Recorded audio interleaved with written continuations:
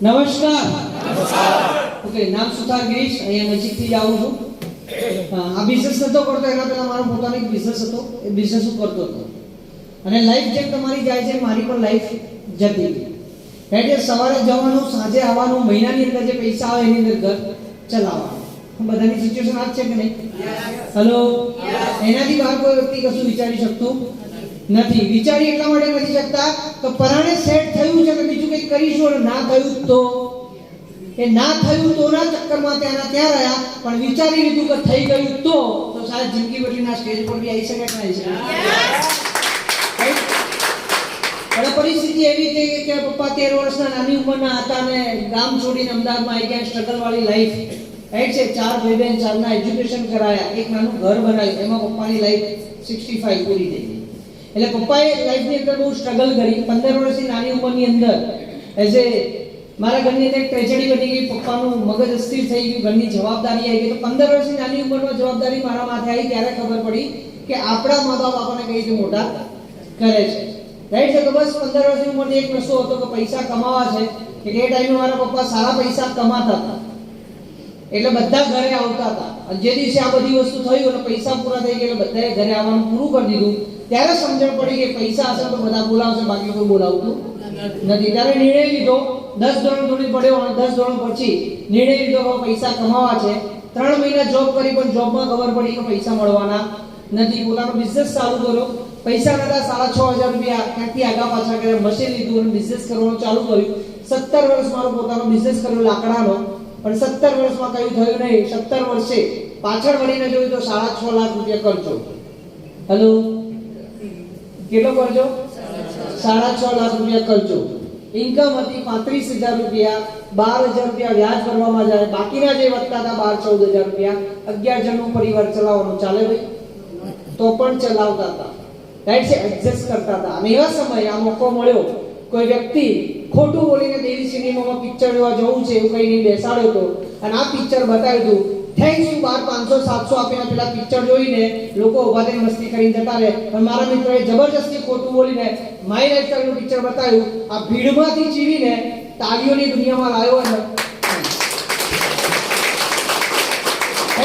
જોયા પછી સવાલ એક જ હતો લાસ્ટની અંદર કે મારી જોડે 10,000 રૂપિયા નથી, કે મારી જોડે બી નતા, કે 6,000 રૂપિયા દેવામાં આવ્યું. રાઈટ કરો.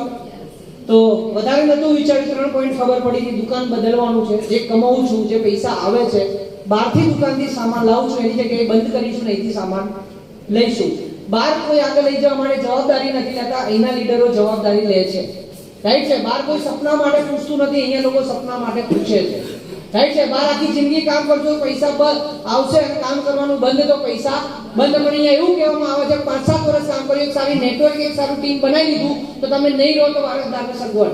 તો આ બધા ફાયદા જો 10,000 રૂપિયામાં લેવાતા હોય તો નુકસાન વાળો સોદો નતો, તો કરવું તો પડે. તો આ પ્રેઝન્ટેશન જોયા પછી, બહાર નીકળ્યા પછી કંઈ પણ હા ના કર્યા વગર 10 જણનો ફોન કર્યા અને 3% વ્યાજમાં પૈસા લાવી અને મારો જે સિનિયર હતો, જે મને બિઝનેસ વાળા આવ્યા, એને પૈસા આપ્યા, ઓન ધ સ્પોટ રજીસ્ટ્રેશન કરાવ્યું. અને રજીસ્ટ્રેશનનો ફાયદો શું થયો એ હું તમને સમજાવું. સમજવું છે ભાઈ? 1 મિનિટ. હેલો. એ 10,000 રૂપિયા 3% વ્યાજે લાવ્યો તો એનું પરિણામ શું આવ્યું? એનું પરિણામ એ આવ્યું કે 10મામાં 2 બાર ફેલ વ્યક્તિ કોઈની સામે બોલી નતો શકતો, આજે હજારો લોકોની ભીડમાં બોલે છે. જે 250 રૂપિયાના કપડા લારીમાંથી લાવતો તો આજે 12-15,000 રૂપિયાના બ્લેઝર પહેરે છે. રાઈટ છે. જેને કોઈ ઓળખતું નતું, આજે ગુજરાતમાં દરેક ખૂણામાં લોકો ઓળખે છે. મારા પપ્પા આખી જિંદગી લ્યુના અને સ્કૂટર ઉપર ચલાવી દીધી. આજે આ બિઝનેસથી પોતાની ગાડી મેન્ટેન કરવાનો મોકો મળ્યો. જે સોસાયટીમાં રહું છું ત્યાં વરસાદની અંદર 3 ફૂટ ઘરની અંદર પાણી રહેતું હતું. 15 દિવસ એટલે ઘરમાં બેસી રહેતા હતા. એ વ્યક્તિ આ જ રોડ ઉપર 42 લાખનો પોતાનો ફ્લેટ પરચેસ કર્યો.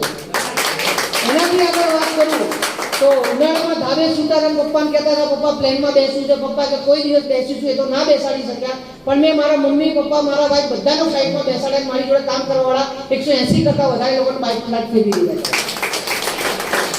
છે. આ બધું થયું એક જ કારણ, ડિસિઝન લીધું કે મારે કરવું છે. કે બહાર બધા એના કોન્ડા જ છે, ડંક મારવા તૈયાર છે કે આવું બધું કરાય નહીં. એને કહીએ કે લાખ કેવી રીતે આવે, કે મને ખબર હતો ના કરતો તો તું શાંતિ રાખ, તું મારી જોડે આવી જા, લાખ કેવી રીતે આવે હું તમને શીખવાડવા આવી જાઉં.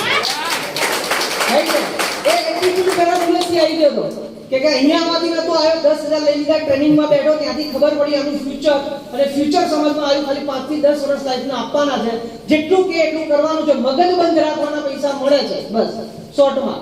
અને મગજ બંધ રાખ્યું, ટ્રેનિંગ મીટિંગ લીધી અને શીખતા ગયા, સમજતા ગયા, જે લોકો આવતા ગયા એમને ડેવલપ કરતા ગયા, એમના સપના પૂરા કરતા ગયા, પણ એમના સપનાની સાથે સાથે અમારા સપના પૂરા થયા અને ભીડમાં બેઠેલા વ્યક્તિને અહીંયા સ્ટેજ ઉપર તાળીઓની દુનિયા ગડગડાટ અને લોકોની લાઈફ બદલવાનો મોકો મળ્યો. તમે લોકો પણ આવો, વિચારશો, કહીને સાથે મળીને આગળ જઈશું. Wish you all the best. જય હિન્દ.